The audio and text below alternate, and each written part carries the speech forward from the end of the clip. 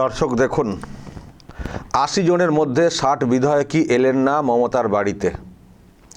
৭ দিন আগে ডাকা বৈঠক বাতিল করে দিতে হলো তৃণমূল নেত্রীকে। নিচে লেখা, তৃণমূলের বিধায়ক সংখ্যা ৮০ হলেও রবিবার পরিষদীয় দলের বৈঠকে যোগদান করতে মমতার বাড়িতে এসেছিলেন মাত্র ২০ জন। কোরাম না হওয়ায় বৈঠকটি বাতিল করা হয়। কি অবস্থা দর্শক দেখুন, ৮০ জন এমএলএ কিন্তু এসেছিলেন মাত্র ২০ জন, ফলে ওই যে বৈঠক সেটাকে বাতিল করতে হয়েছে। আমি যেটা দেখছিলাম, এই বাতিল হওয়ার পরে দলের তরফে কুণাল ঘোষ একটা বক্তব্য রেখেছেন, একটা সাফাই দিয়েছেন যে কেন আসেননি বা না আসাতে কি হলো। আমি দর্শক সেটা আগে শোনাই, তারপর ব্যাখ্যাতে আসছি।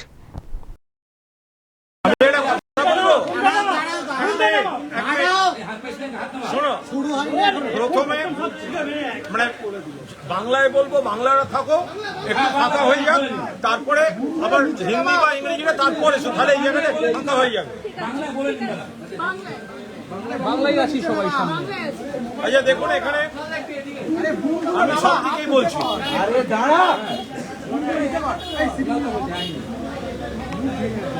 আমাদের দু তিনটে বিষয় বলার আছে। এক হচ্ছে, আমাদের একটি বৈঠকের কথা ছিল,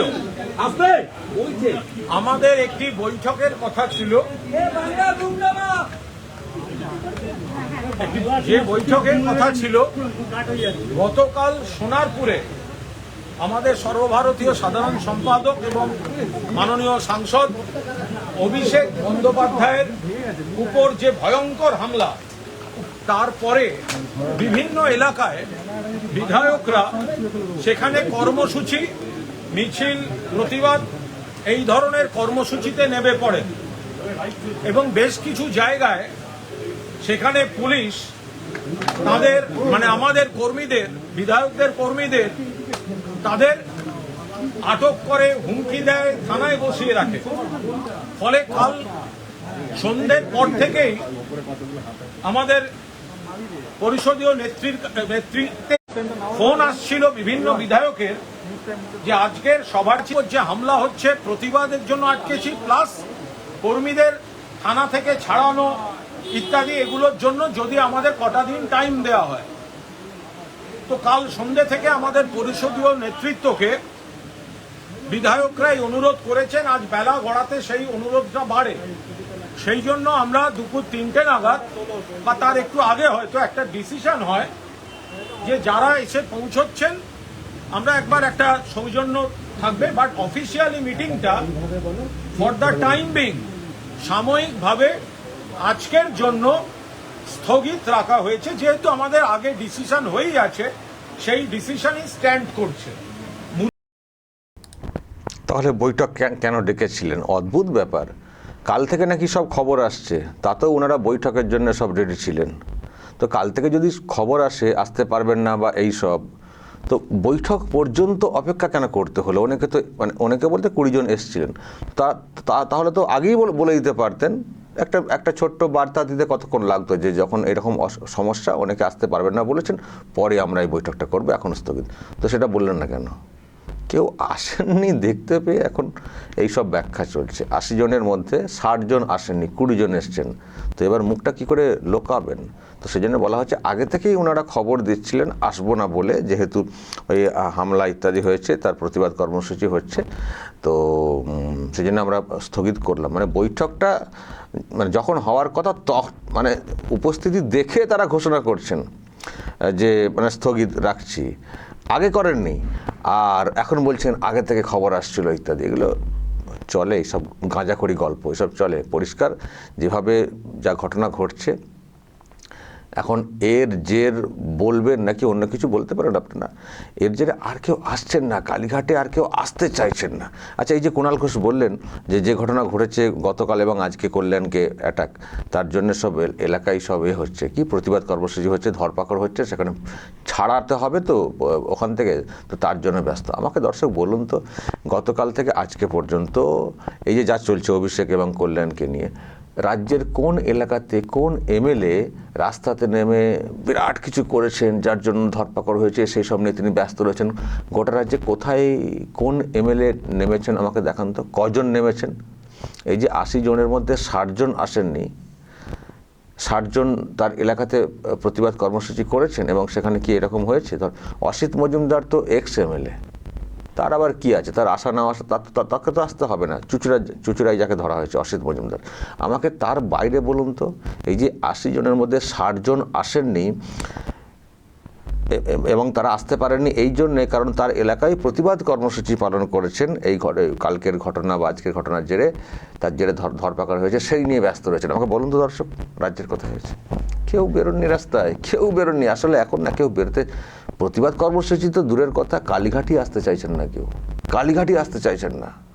বুদ্ধিমানের কাজ করেছেন, বুদ্ধিমানের কাজ করেছেন। যে 20 জন এসছেন হয়তো অন্যভাবে চলে এসছেন ফাঁকতাল দিয়ে, কিন্তু রাস্তায় যে কোনো সময় ঘেরাও হতে পারেন। মানুষের রোষ আক্রোশ এমন তৈরি হয়েছে না, যে কোনো সময় ঘেরাও হতে পারেন, ফলে আসেননি, বুদ্ধিমানের কাজ করেছেন। কল্যাণ ব্যানার্জি অভিষেক ব্যানার্জিরা একটু পাকামো করতে গিয়েছিলেন, হিরো সাজতে গেছিলেন, দেখবো কে আটকান, তো হিরো সাজতে গিয়ে জিরো হয়ে গেছেন। হাড়টার হয়তো ভাঙেনি, কিন্তু ভালোই তো হয়েছে গতকালকে, হয়নি? ডিম পচা ডিম কাঁচা ডিম যাই বলুন না কেন, এটাই কি কম নাকি অভিষেকের জন্যে? হয়ে গেছে, জিরো বানিয়ে দেওয়া হয়েছে। তো আবার আজকে কল্যাণ ব্যানার্জি তিনি আবার প্রতিবাদ কর্মসূচি না কি করতে গেছিলেন, থানাতে ডেপুটেশন দিতে যাচ্ছিলেন, তো ওনারা খুব পালিশ করে দেওয়া হয়েছে খানিকটা।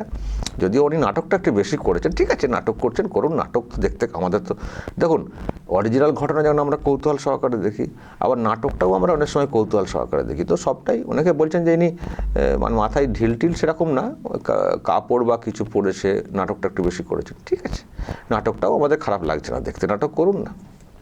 যত নাটক করবেন, নাটক বা ঘটনা না ঘটলে সেটাকে বেশি করে দেখাবেন, আপনারাই বুঝবেন ঠেলা, আপনাদের কর্মীরাই বেশি ভয় পাবেন।